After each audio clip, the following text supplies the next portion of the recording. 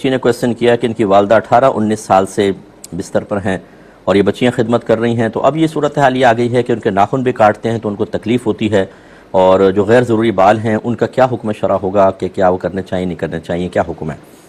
पहली बात तो ये कि मैं दुआ देता हूँ आपको जो खिदमत पर मामूर हैं कि अल्लाह ताला आपको इस्तिक़ामत अता फ़रमाए। आप जन्नत हासिल कर रहे हैं। जो भी ऐसा है जो किसी बीमार की मुसलसल तीमारदारी पर है, ये हिम्मत और हौसले का काम है। मेरी बात कहना बहुत आसान है, यकीनन रात दिन मुकम्मल तौर पे तवज्जो रखना, अपनी बहुत सारी एक्टिविटीज़ को तर्क करके उनके पास रहना कि ऐसा ना हो कि गैर मौजूदगी में कोई ज़रूरत हो जाए, और बहुत सारे ख्याल रखने पड़ते हैं। एक आजमाइश वाली चीज़ है, अल्लाह ताला इसको कबूल फ़रमाए। और ऐसे लोगों से मेरी गुजारिश ये है कि बड़े हौसले के साथ करें काम। झुंझलाहट में मुब्तला होना, बड़बड़ करना, उनके ऊपर अटैक करना, तंज़ करना, मादल्ला इस तरह के जुमले उनके कानों तक पहुँचाना, पता नहीं कब मरेंगी ये,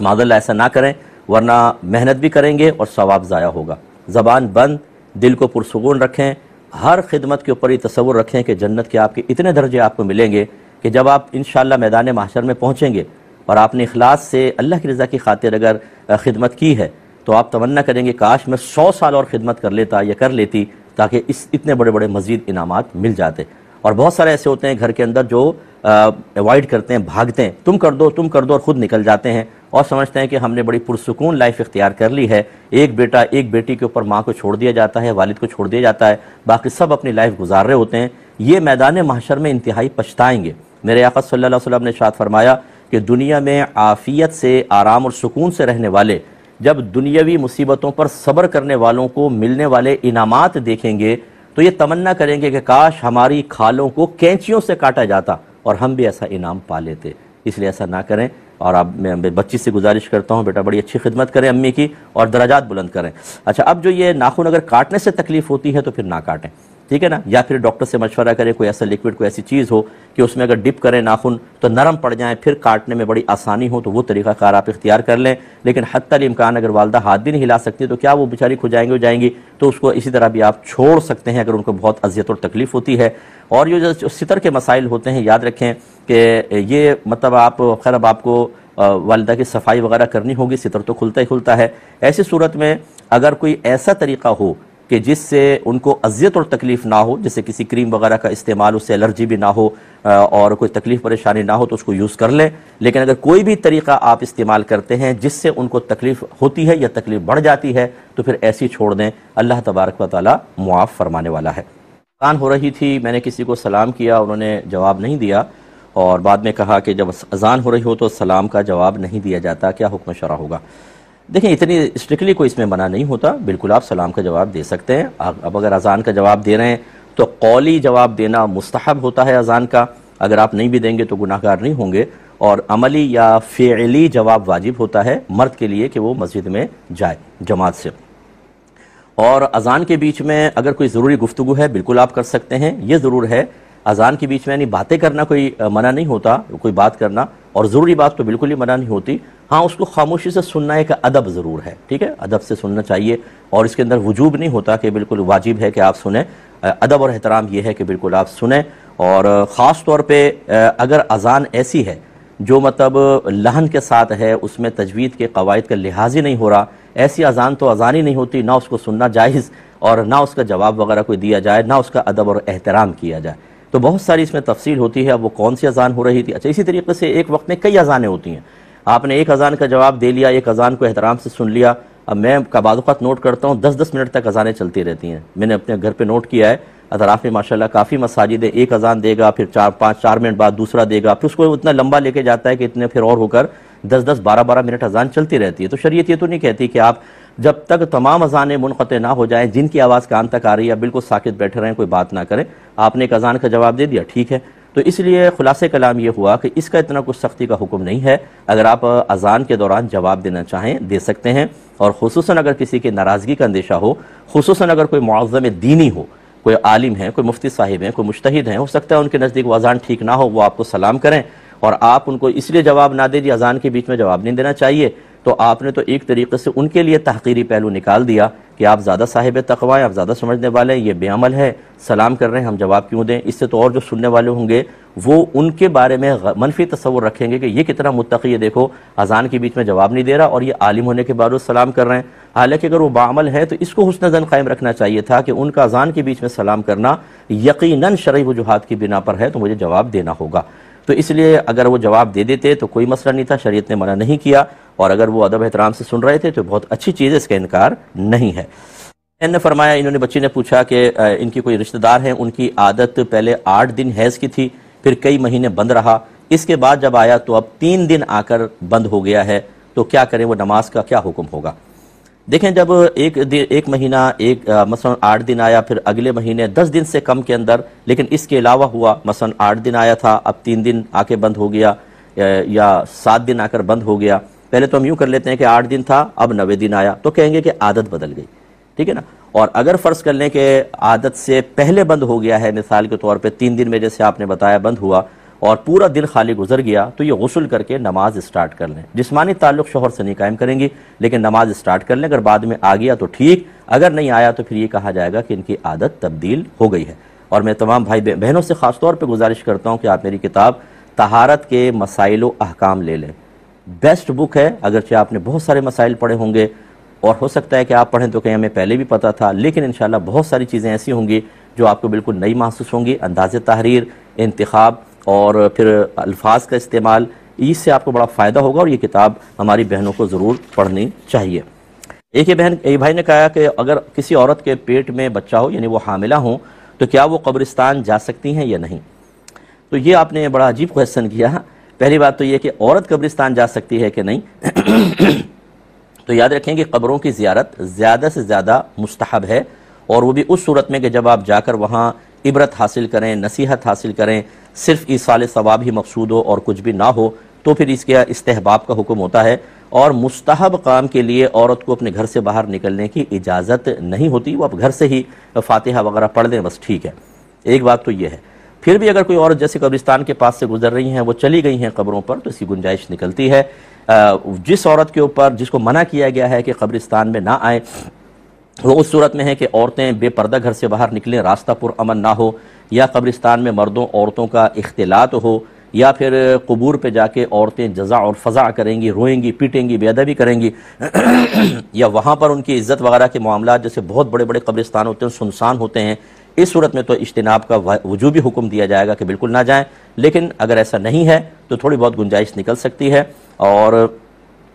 یہ جو اب آپ نے پوچھا کہ حاملہ عورت جا سکتی ہے کہ نہیں، تو آپ نے شاید یہ اس وجہ سے پوچھا ہے کہ اس کے حمل پہ کوئی منفی اثر تو مرتب نہیں ہوگا، تو اس طرح کی کوئی باتیں کچھ بھی شریعت میں نہیں ہیں، یہ ہماری اپنی بنائے ہوئے خوف اور باتیں ہوتی ہیں۔ جیسے حاملہ بچی کو کسی بیوہ کے پاس نہیں جانے دیتے، یا کسی عورت کے بچے نہیں ہو رہے تو اس کے پاس نہیں جانے دیتے کہ وہاں نہ جانا، اس کے بچے نہیں ہوتے۔ اتنی احمقانہ اور مطلب غیر شرعی یہ بات ہے، کچھ انتہا نہیں۔ یعنی کہ اس عورت کو پتہ چل جائے کہ چونکہ آپ کے بچے نہیں ہیں اس لیے ایک حاملہ بچی کو آپ کے پاس آنے سے روک دیا، گویا کہ یہ تصور ہے کہ یہ اس عورت ایک نحوست ہے جس کا اثر اس حاملہ بچی تک پہنچ سکتا ہے، جو انتہائی خلاف شرع چیز ہے، اور اس صورت میں اس کی کتنی دل آزاری ہوگی۔ اور اس طرح جو ہمارے گھر کی بڑی بوڑھیاں ہیں جو بہت مطلب یہ کہ جیسے پتہ نہیں کیا ان کو غیوبات پتہ چل گئے ہیں، یا بہت بڑی یہ مطلب یہ کہ کانٹیکٹ ملانے والی ہیں کہ یہ کیوں ہو گیا، یہ ان کو حکمتیں پتہ ہیں، وہ اس گناہ کبیرہ کے اندر ملوث ہوتی ہیں۔ اس طرح کی دقیانوسی باتوں کا بالکل خیال نہ کیا جائے، بلکہ ان پہ عمل کریں گے تو نقصان ہوگا۔ ایک بھائی نے کہا کہ میری والدہ نے کہا، جس نے کسی لڑکی سے شادی کر لی ہوگی، اگلا یہ بتاتا ہے کہ میری ماں نے کہا میں مر جاؤں گی تو اس لڑکی کو طلاق دے دے، تو میں نے اس کو 3 طلاقیں دے دیں۔ کہتے ہیں اب مجھے بتائیے کہ کیا حلالہ کے علاوہ کوئی ملنے کا طریقہ ہے؟ تو ایسے تمام کمزور عشاقان سے میری گزارش ہے کہ جب آپ میں ہمت ہی نہیں ہے تو خدارہ ایسے قدم نہ اٹھائیں۔ آپ نے پہلے کسی کی بچی کی زندگی خراب کر دی، وہ وعدے کیے ہوں گے میں تمہارا ساتھ دوں گا اور یہ ہوگا اور وہ ہوگا، اور 2 منٹ میں آپ والدہ کے سامنے آپ ڈھیر ہو گئے اور کسی کی زندگی کو آپ نے خراب کر دیا۔ اب میں آپ سے یہ کویسچن کرتا ہوں کہ جو کم ہمتی ابھی پیدا ہوئی، یا جو والدہ کے مر جانے کا خوف آپ کے قلب میں پیدا ہوا جس کی وجہ سے آپ نے طلاق کا اقدام کر لیا، اگر حلالہ کر کے یا بغیر حلالہ کے فرض کر لیں کوئی ایسا راستہ ہو تو آپ دوبارہ شادی کر لیں گے، تو پھر آپ کے اندر وہ ہمت کہاں سے آ جائے گی کہ آپ والدہ سے ٹکرا جائیں، اور پھر آپ یہ کہہ دیں گے کہ اب مرنا چاہو مر جاؤ، پہلے تو میں نے خیال کر لیا اب نہیں؟ کیا والدہ کا سارا ادب دل سے نکل جائے گا؟ کیا کہیں گے آپ؟ اور آپ جیسے کمزور اور بزدل انسان کو کیوں ہم ایسا طریقہ بتائیں کہ آپ وہ کرنے کے بعد پھر کسی کے بچے کو آزمائش میں ڈالیں اور پھر والدہ بلا کر آپ کو ڈانٹے ڈپٹے تو آپ نے چاہے دوبارہ طلاق دے دیتا ہوں. یہ کھیل کود کرنا بالکل غلط ہوتا ہے. اگر آپ نے صحیح آپ بیٹے نے شادی کی تھی، والدہ کو چاہیے تھا کہ وہ طلاق نہ کرواتی. والدہ بھی گناہ گار ہوئی ہیں، یاد رکھیں. پہلی بیٹے کو روکتی ہیں، اگر نہیں رکا اس نے کر لی شادی تو پھر اس میں تو کفو بھی نہیں دیکھا جاتا کہ لڑکے کے معاملے میں کہ اس نے کس لڑکی سے شادی کی ہے، وہ شادی کرنے دیتے ہونے دیتے. اب اس کی کسی کے بچے کو طلاق دلوائی، قصور تو آپ کے بیٹے کا بھی تھا، اس نے اس کے وعدے وغیرہ کر کے تو آپ نے اس کی زندگی بھی خراب کر دی. اور 3 طلاقیں دلوائیں اگر آپ نے، اور آپ کی مرضی یہ تھی کہ 3 طلاقیں دو، یہ طلاق بدعت کہلاتی ہے. بیٹا بھی گناہ گار، آپ بھی گناہ گار. تو خلاصہ کلام یہ ہے کہ بہرحال اگر 3 طلاقیں دی ہیں، حلالہ کے بغیر بیٹا کچھ بھی نہیں ہو سکتا، حلالہ کے بعد ہی. لیکن ہمارے مشورہ یہ ہے کہ یہ قدم اٹھانے سے پہلے 50 بار آپ سوچیں، اپنے اندر کوئی طاقت اور ہمت پیدا کریں، ورنہ آپ دنیا بھی اپنی خراب کریں گے اور ہو ہی رہی ہے. بچی بھی اذیت میں، آپ بھی، والدہ بھی اذیت میں، اور آخرت تو ابھی اب موجود ہے. ڈے آف ججمنٹ میں آپ کو جواب دہ ہونا پڑے گا. کہتے ہیں کہ کسی نے قسم کھائی کہ اگر میری فجر کی نماز قضا ہوئی تو اگلی فجر تک میں کچھ نہیں کھاؤں گا، اور اگر یہ میں قسم توڑ دوں تو 1,00,000 قسموں کا کفارہ دوں گا. اور قسم توڑ دی، اب کیا حکم شرع ہوگا؟ پہلے تو میں اسی کا خیر فوکس کر دیتا ہوں کہ جب انسان کوئی قسم کھا لیتا ہے، آپ نے قسم کھائی کہ میں کھانا نہیں کھاؤں گا 1 دن تک، اور کھا لیا آپ نے، تو 1 قسم کا کفارہ آپ کو ضرور دینا ہی ہوگا. اور اگر آپ نے یہ کہا تھا کہ قسم توڑ دی تو میں 1,00,000 قسموں کا کفارہ دوں گا، یہ آپ پہ لازم نہیں ہوگا، کیونکہ 1,00,000 قسموں کا کفارہ جو ہے وہ شریعت نے لازم نہیں کیا، آپ اپنے اوپر لازم نہیں کر سکتے. یہ ضرور ہے کہ قسم توڑنے کا کفارہ آپ ضرور دیں گے، ٹھیک ہے. اور دوسری بات یہ ہے کہ یہ جو آپ نے اس طرح قسم کھا کر اپنے نفس کو وقتی طور پہ مغلوب ہوتا دیکھ کر ایک خوشی، توانائی، کامیابی اور فتح کا سا احساس حاصل کیا، لیکن دوسرے ہی دن آپ کو پٹخ دیا، یا کچھ دن بعد آپ کو نفس نے اور شیطان نے پٹخ دیا، اس سے ذرا اندازہ کریں. جب انسان کے اندر ہمت نہ ہو نا، تو اپنی ہمت سے آگے بڑھ کر کوشش نہیں کرنی چاہیے. نہ آپ کو نہ شیطان کی ہمیں معرفت حاصل ہوتی ہے، نہ نفس کی صحیح طریقے سے معرفت، نہ ان کی چالاکیاں ہم نے سیکھی ہوتی ہیں. اس طرح کی قسمیں کھا کر، یعنی ہمت بالکل نہیں ہے فجر میں اٹھنے کے لیے، قسمیں کھا کر اپنے اندر مضبوطی پیدا کرنے کی کوشش کرتے ہیں. اللہ تعالیٰ کے مقدس نام کو ذکر کر کے اس کی بے حرمتی کا بھی ارتکاب کیا. یہ نہیں سوچا کہ میرے اندر وہ ہمت ہی نہیں ہے، 50 پہلے میں نے اپنے نفس کی غلامی والے کام کیے ہیں اور غلط کام کرتا رہا ہوں، گناہ والے کام کرتا رہا ہوں، ناجائز کام کرتا رہا ہوں، تو یہ بھی میں دوبارہ کرنے لگوں گا. یہ نہیں سوچا، بس ایک قسم سے ایسی بند بن جائے گا کہ اب کچھ نہیں ہوگا. یہ اصل میں قسم کھلوائی آپ سے شیطان اور نفس نے ہے. انہیں پتا ہے کہ یہ بڑا کیا 30 مار خان ہے. قسم بھی کھلواؤ، زیادہ گلٹ فیل کرے گا، زیادہ ڈپریشن میں جائے گا، زیادہ احساس جرم ہوگا، جس سے اور اس کی یکسوئی اور توانائی ختم ہوگی، اور گناہ گار بھی ہوگا، اور پرانے کام تو ہم کرواتے رہیں گے، اور ویسا ہی ہوا. تو بہرحال آئندہ ایسا نہیں کیجیے گا. اور ہماری کتاب قرب الہی پڑھیں، بیسٹ بک ہے جو آپ کے اندر وہ طاقت اور توانائی پیدا کرے گی کہ انشاءاللہ پھر فجر کی نماز قضا کروانا نفس و شیطان کے لیے مشکل ہو جائے گا. یہ جائز کام کا فیصلہ لینا ہو تو باپ کس کی مانے، بیٹی کی مانے یا بھائی بہن کی؟ دیکھیں، نہ بیٹی کی مانے نہ بھائی بہن کی، اصلاً تو اللہ اس کے رسول کی مانے. اصل مسئلہ یہ ہوتا ہے، پہلی بات یہ کہ آپ جس کام کو جائز کہہ رہے ہیں ہو سکتا ہے وہ آپ کو کنفرم پتہ ہو، لیکن بہتر ہوتا ہے کہ اگر کوئی ایسا کام ہو کہ جس میں اس طرح رائے لینی پڑ جائے تو کسی اچھے مستند صاحب علم سے بھی مشورہ کر لیں کہ فی نفسی یہ کام جائز ہے کہ نہیں. پہلی بات تو یہ. دوسری بات یہ کہ پھر شریعت کو ہی بنیاد بنائیں، کیونکہ لوگوں کی رائے مختلف ہوتی ہے. ہر شخص اپنے تجربے اور اپنے ذہن اور اپنے ماحول اور عرف کے مطابق جتنی تعلیمات، جتنی باتیں اس نے سیکھی ہوتی ہیں اس کے مطابق فیصلہ کرتا ہے. اور اس طرح عام لوگوں کے فیصلے ہم نے دیکھا ہے کہ قرآن و حدیث کے فیصلوں کے خلاف چلے جاتے ہیں. اور ایسی صورت میں آپ فرض کر لیں بیٹی کی مانیں چاہے بھائی بہنوں کی مانیں، اگر وہ فیصلہ قرآن و حدیث کے خلاف ہے تو آپ بھی سخت گناہ گار ہوں گے اور وہ بھی، کیونکہ آپ نے اللہ اس کے رسول کی باتوں کو معمولی سمجھ کے چھوڑ دیا اور انسان کے مشورے اور باتیں آپ پر غالب آ گئیں. اچھا، ایک فرض کر لیں کہ کوئی شادی کرنی ہے کسی کی، اپنی ایک بیٹی کی، بیٹی کہہ رہی ہے یہاں کر دیں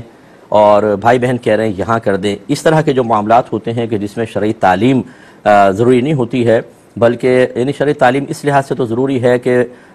وہ صحیح العقیدہ ہونا چاہیے، اعلانیہ طور پہ کوئی ایسے خطرناک قسم کے گناہوں میں ملوث نہ ہو جو شریعت کے تھوڑے بہت مطالبے ہیں. لیکن ایک یہ ہے کہ جی یہ خاندان یہ بھی اچھا ہے یہ بھی اچھا ہے، کس کی طرف جانا چاہیے. اس طرح کے اگر کوئی معاملات ہوں تو پھر یاد رکھیں نہ بیٹی کا حق زیادہ ہے نہ بھائی بہنوں کا، بلکہ باپ مطلب جیسے بچی کے لیے فیصلہ کرنا چاہے اور بچی کی رضا بھی اس میں شامل ہو. تو شریعت نے آپ کو یہ لازم نہیں کیا ہے یا ان کو مد مقابل نہیں رکھا ہے کہ اگر بھائی بہن ایک طرف ہو بیٹی ایک طرف ہو تو ان کا حق زیادہ ہے یا بات ماننے کے سلسلے میں اس کا حق زیادہ ہے، بلکہ آپ کو پھر کل اختیار ہے. مشاورت آپ سب سے کریں اور اچھے صاحب علم سے بھی کر لیں، تجربہ کار لوگوں سے کر لیں، پھر فیصلہ آپ خود کریں. اگر فرض کر لیں آپ دونوں کی بات کو رد کر دیتے ہیں تو شرعی لحاظ سے آخرت میں آپ کی کوئی گرفت نہیں ہے۔ یہ بھائی نے ایک کویسچن کیا تھا کہ ہم بعض اوقات کوئی دکان پہ جاتے ہیں سیلون وغیرہ میں، وہاں لڑکیوں کی پکچر سے لڑکوں کی لگی ہوتی ہیں، اسی طرح کپڑوں کی دکان میں، تو کیا ایسی تصاویر کی موجودگی میں اللہ تبارک و تعالیٰ کی رحمت کے فرشتے آئیں گے کہ نہیں آئیں گے؟ دیکھیں حکم تو مطلقاً ہے، نبی کریم صلی اللہ علیہ وسلم نے ویسے تو گھر کا لفظ استعمال کیا کیونکہ اس زمانے میں اس طرح کی شاپس تو تھی نہیں، تو حکم عام ہونا چاہیے کہ اصل گھر نہیں ہے، اصل چیز تعظیم کے ساتھ تصویر ہے، کہ نبی کریم نے فرمایا جس گھر میں کتا حالت جنابت میں کوئی شخص اور تصویر ہو اس گھر میں اللہ کی رحمت کے فرشتے نہیں آتے ہیں۔ تو اس حدیث کے عموم کی بنا پر یہ کہا جا سکتا ہے کہ اگر دکان میں بھی ایسا ہے تو وہاں اللہ کی رحمت کے فرشتے نہیں آئیں گے۔ اب اللہ کی رحمت کے فرشتوں کے نہ آنے کا مطلب یہ نہیں ہے کہ وہاں ویرانی چھا جائے گی، ایک بھی گاہک نہیں آئے گا، گلک خالی رہے گا۔ کہ یہ میں نے اس لیے وضاحت کر دی کہ کوئی یہ نہ کہے کہ اچھا اگر رحمت کے فرشتے نہیں آتے ہماری تو اتنی دکان چلتی ہے، کچھ انتہا نہیں۔ یہ بھی ایک امتحان ہوتا ہے اللہ تعالیٰ کے، بعض اوقات انسان ایک غلط کام کر رہا ہوتا ہے اور اس کے باوجود اس کو دنیا کے اندر نعمتیں ملتی رہتی ہیں، لیکن آخرت میں احتساب سخت ہوتا ہے۔ اس لیے جو شرعی تعلیمات ہیں ان کو اس طرح کی فزیکلی ریزلٹس کے اوپر، فزیکلی چیزوں کے اوپر، صورتوں پر پرکھ کر جائز یا ناجائز یا صحیح غلط کا فیصلہ آپ نہیں کر سکتے۔ دنیا میں تو اللہ تبارک و تعالیٰ کافر کو بھی دیتا ہے، اور میرے خیال میں بظاہر اگر دیکھا جائے تو مسلمان سے زیادہ دنیاوی ظاہری نعمتیں ان کے پاس ہیں۔ حسن و جمال دیکھیں، قد کاٹ دیکھیں، طاقت دیکھیں، دنیاوی ترقیاں دیکھیں، ان کے پاس زیادہ نظر آئیں گی، تو کیا مطلب وہ جائز اور حق پر ہو جائیں گے؟ ایسا نہیں ہوتا ہے۔ تو بہرحال اجتناب ہی کرنا چاہیے، سب سے بیسٹ ہے۔ اور صرف بالوں کی پکچر لگا لیں، منہ کی لگانا کوئی ضروری کوئی ہوتا ہے؟ تو اس لیے اسی طریقے سے یہ جو بعض دیکھیں ڈیمیز ہوتی ہیں، ان کے چہرے بالکل نہیں ہوتے، اور اس میں عورتوں کے سوٹ وغیرہ پہنا کے ساڑی وغیرہ اور برائڈل کے سوٹس لگے ہوتے ہیں، اس میں دیکھ کے اندازہ ہو جاتا ہے کہ شکل سے ہی کوئی بکتی ہے چیز۔ لیکن بہرحال اگر کوئی اس طرح اپنی دکان میں کرتا ہے تو حکم تو یہ ہوگا، لیکن آپ اس میں خریداری کر سکتے ہیں، منع نہیں ہوتا ہے۔ پچھلے پروگرام میں ایک بھائی نے ایک حدیث کے بارے میں معلوم کیا تھا کہ اس طرح حدیث کا مفہوم ہے، انہوں نے بتایا کہ کسی کی نیکیاں تہامہ پہاڑ کے برابر ہوں گی، پھر وہ میدان محشر میں آئیں گے تو ان کی نیکیوں کو ضائع کر دیا جائے گا اور کہا جائے گا کہ تم تنہائی میں گناہ کرتے تھے، اس وجہ سے ایسا ہوا۔ تو وہ حدیث حقیقتاً میرے ذہن میں نہیں تھی، تو میں نے یہ کہا کہ ویسے یہ لگتا نہیں ہے کہ حدیث کا کوئی ایسا مفہوم ہوگا۔ پھر جب میں نے اس کو دیکھا حدیث کو جا کر تو یہ حدیث پاک میرے سامنے آئی، یہ ابن ماجہ کی حدیث پاک ہے اور اس کو سمجھنے کی ضرورت ہے۔ یہ 4245 نمبر حدیث ہے۔ نبی کریم صلی اللہ علیہ وسلم نے ارشاد فرمایا کہ میں ضرور ایک ایسی قوم کو جانتا ہوں جو میری امت میں سے ہوگی، اور وہ قیامت کے دن تہامہ پہاڑوں کی مثل اپنی نیکیاں لے کر آئیں گے، تو اللہ تعالیٰ انہیں حباء منصورہ بنا دے گا، یعنی بالکل باریک ریزوں میں بدل دے گا، ان کی تمام نیکیاں ضائع ہو جائیں گی۔ تو حضرت ثوبان اس کے راوی ہیں، وہ کہتے ہیں انہوں نے کہا کہ اے اللہ کے رسول صفہم لنا، ان لوگوں کا وصف ہمیں بیان کریں، وہ کیسے لوگ ہوں گے؟ تو نبی کریم صلی اللہ علیہ وسلم نے اور کہا کہ آپ ہمیں بیان کر دیں ان کے بارے میں تاکہ ہم ان میں سے نہ ہو جائے اور ہم پہلے جان جائیں ان کو۔ سرکار نے ارشاد فرمایا کہ بے شک وہ تمہارے بھائی ہوں گے اور تمہارے ہم قوم ہوں گے، اور وہ رات میں گناہ وغیرہ کریں گے جیسے تم یعنی عبادات کریں گے جیسے تم عبادات کرتے ہو، لیکن وہ ایک ایسی قوم ہوگی کہ جب وہ اکیلے ہوں گے تو بمحارم اللہ انتہکوہا، تو یہ اللہ تبارک و تعالیٰ کی حرام کردہ چیز کو انتہکوہا، انہیں معمولی حقیر جانیں گے، ان کی بے عزتی کریں گے۔ انتہا کا ینتہکو معنی ہوتا ہے کسی کی بے آبروئی کرنا، جب اس کے بعد شے آتا ہے یعنی مفعول بھی آ جائے تو اس کا مفہوم ہوتا ہے کسی کی بے آبروئی کرنا، کسی کی تحقیر کرنا، کسی کا مذاق اڑانا، اس طرح کے مفاہیم میں آتا ہے، یعنی حقیر اور معمولی سمجھنا۔ اب اس سے یہ نتیجہ پھر یہ نکلے گا جب آپ اس کو سمجھیں گے، ورنہ یہ تو مطلب کئی صحیح حدیثوں میں ہے کہ آدمی اعلانیہ گناہ کرے، اس سے بہتر ہے کہ تنہائی میں گناہ کرے، اور تنہائی میں گناہ کرنے سے بہتر ہے کہ اللہ کا تقوی اختیار کرے اور گناہ نہ کرے۔ لیکن خدا نخواستہ اگر تنہائی میں گناہ ہو جائیں تو ہماری شریعت ہی نہیں کہتی کہ ایک تنہائی میں کیے گئے گناہ کی وجہ سے نیکیاں برباد ہو جائیں گی، اور وہ بھی تہامہ پہاڑ کے برابر۔ تو اب یہ اس پہ جب غور کرے تو نتیجہ ہی نکلے گا کہ جس نے حرام قطعی کو حلال سمجھ کر کیا، تو اب وہ جب حلال سمجھ کر کرے گا تو دائرہ اسلام سے خارج ہو جائے گا، جب دائرہ اسلام سے خارج ہوگا تو چاہے پہاڑوں کے برابر نیکیاں لے کر آئے اس کی نیکیاں تباہ ہو جائیں گی۔ اس لیے اللہ تعالیٰ کے حرام کردہ کو جو معمولی سمجھے، حقیر سمجھے، اور یہ سمجھے کہ اس میں رکنے کی کوئی ضرورت نہیں ہے، جیسے کوئی نماز کا مذاق، نماز ترک کرنے کو معمولی سمجھ رہا ہے اور مذاق نماز کا مذاق اڑا رہا ہے، اسی طرح اگر آپ رزق حلال کمانے کا کہیں تو حلال کا مذاق اڑانا شروع کر دیں اور حرام کی طرف بڑھیں۔ اسی طرح کوئی زنا سے منع کرے اور گندے کاموں سے منع کرے تو وہ اس کو بالکل حقیر اور معمولی سمجھے۔ جیسے کہ ہمارے فقہا نے فرمایا کہ حالت حیض میں زوجہ سے جسمانی تعلق کرنا حرام ہوتا ہے، تعلق قائم کرنا نص قطعی سے منع ہے۔ اب اگر کوئی اس کو حلال سمجھ کے کرے گا دائرہ اسلام سے خارج ہو جائے گا، کیونکہ نص قطعی کے اندر اس کی ممانعت آئی اور اس نے توجہ نہیں کی، یا اس کو معمولی اور حقیر سمجھا یا حلال اور جائز سمجھا۔ جیسے نبی کریم صلی اللہ علیہ وسلم نے ارشاد فرمایا جس نے کوئی نماز جان بوجھ کر قضا کی اس نے کفر کیا۔ تو بعض صحابہ ایسے تھے جو اس کو اس کے ظاہر پر رکھتے تھے، لیکن امام اعظم ابو حنیفہ رضی اللہ تعالیٰ عنہ اور بہت سارے دیگر صحابہ انہی کی پھر پیروی میں امام اعظم ابو حنیفہ رضی اللہ تعالیٰ عنہ نے اس کے دو مفہوم بیان فرمائے کہ یا تو یہ کفر اپنے حقیقی معنی میں نہیں ہے بلکہ ناشکری کے معنی میں ہے، کہ کسی نے ایک بھی نماز قضا کی تو بہت بڑی ناشکری کی، اللہ تعالیٰ کی احسان کی بہت بڑی ناشکری، اور یہ اپنے حقیقی معنی پر ہے تو اس کا مطلب یہ ہوگا کہ جس نے نماز کے ترک کو حلال جانا وہ کافر ہے۔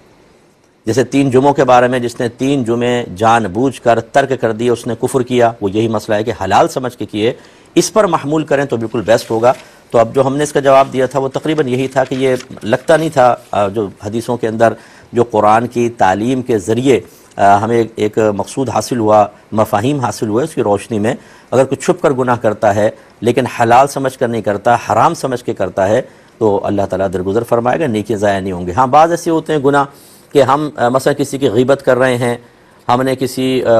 کی چغلی کی ہے، ان میں ہو سکتا ہے کہ ہماری نیکیاں نکال کر اس کے نام اعمال میں ڈال دی جائیں، جیسے غیبت کے بارے میں معروف ہے، لیکن یہ تو مطلقاً گناہوں کے بارے میں تھا، محارم اللہ جو بھی اللہ کی حرام کردہ اگر حلال سمجھ کے کریں گے اور حرام قطعی ہو تو پھر وہ کافر ہو جائے گا اور پھر یقیناً اس کے اعمال تباہ و برباد ہوں گے۔ ایک بہن نے فرمایا کہ میرا امتحان ہے اور میرے شوہر باہر ہوتے ہیں، میرے شوہر بھی اگر مطلب امتحان ہے شہر کے باہر اور میرے شوہر جو ہے میرے ساتھ نہیں جا سکتے ہیں کیونکہ ان کا بھی امتحان ہے کوئی ایک جگہ پر، اور میرے ساتھ کوئی محرم نہیں ہے، تو کیا میں والدہ یا بہن کے ساتھ جا سکتی ہوں؟ دیکھیں اگر صرف شہر سے باہر ہے اور 92 کلومیٹرز کی مسافت پر نہیں ہے تو پھر کوئی مسئلہ نہیں ہے، آپ بہن کے ساتھ یا والدہ کے ساتھ اگر راستہ پرامن ہے تو بالکل جا سکتی ہیں۔ شرعی مسافت حقیقتاً بنا ہے۔ ویسے تو نبی کریم صلی اللہ علیہ وسلم کے ایک فرمان عالی شان کے مطابق کوئی عورت ایک دن کی مسافت پر بھی اپنے محرم کے بغیر نہیں جا سکتی۔ اس اعتبار سے تو بعض علماء نے فرمایا کہ گھر سے بھی باہر اگر محرم کے بغیر نکلے گی تو گناہگار ہوگی۔ لیکن مسئلہ کیا ہے کہ آج کل کے دور کے اعتبار سے ضروریات بدل گئی ہیں اور ڈیوٹیز ڈیوائیڈ ہو گئی ہیں، باہر کے کاموں کی بھی بہنوں کو بھی باہر نکلنا پڑتا ہے بہت سارے معاملات میں۔ اگر شوہر ہر معاملہ اپنے ہاتھ میں لے تو وہ مطلب بیلنس نہیں کر سکتا اپنی لائف کو، اس لیے ہماری بہنیں باہر نکلتی ہیں۔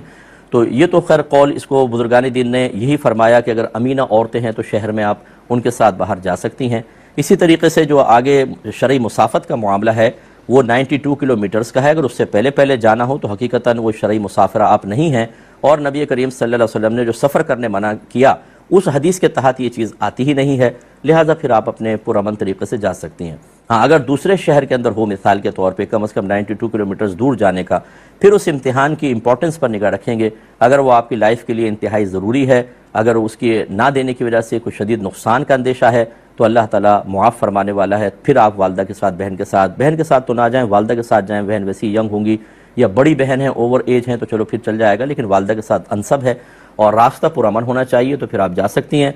لیکن اگر امتحان اتنا امپورٹنٹ نہیں ہے، صرف یہ ہے کہ چلو ڈگری آ جائے گی، استعمال کرنی ہے نہیں، یا مستحب ہے کہ مطلب یہ کر لوں گے تو چلو کام مل جائے گا، اور کام کوئی آپ کے لیے اتنا امپورٹنٹ نہیں ہے، شوہر کی سیلری وغیرہ اچھی ہے تو پھر اس سے روکا جائے گا، دوسرے شہر میں بغیر محرم کے آپ نہیں جائیں گی۔ اور ایک انہوں نے بھائی نے پوچھا تھا کہ ہمارا 3 منزلہ مکان ہے، بعض اوقات پتنگ کٹ کے اس کی چھت پر آ جاتی ہے، اب بچے جو ہیں وہ تو چڑھ نہیں پاتے اوپر، اور پھر کیا حکم ہوتا ہے؟ دیکھیں لقطے کا حکم یہ ہوتا ہے کہ جب آپ کے پاس لقطہ آ جائے تو آپ مالک کو تلاش کریں، کوئی ایسا اعلان کریں کہ مالک آ جائے، اور اگر آپ مالک کی تلاش سے مایوس ہو جائیں تو پھر مالک کی طرف سے کسی کو دے دیں،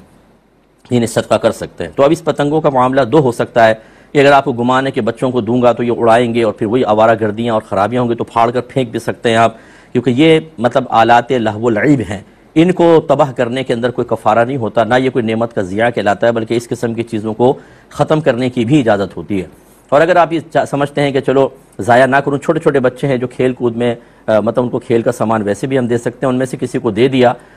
تو آپ قابل گرفت نہیں ہوں گے، تو اس لیے دونوں صورتحال آپ اس میں کر سکتے ہیں۔